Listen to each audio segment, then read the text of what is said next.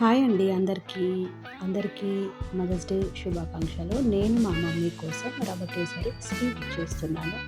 రవ్వ కేసరి కోసం కావాల్సిన ఇంగ్రీడియంట్స్: రవ్వ కప్పు, 1 కప్పు, నెయ్యి 1/4 కప్పు, చక్కెర 1 full cup, water, yellow food colour తీసుకోవాలి.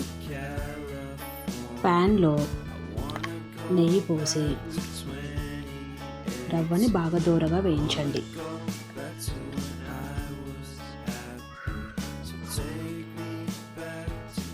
వేయించిన తర్వాత వాటర్ పోసి ఉడకపెట్టండి. ఇక్కడ వీడియో క్లిప్ మిస్ అయిందండి.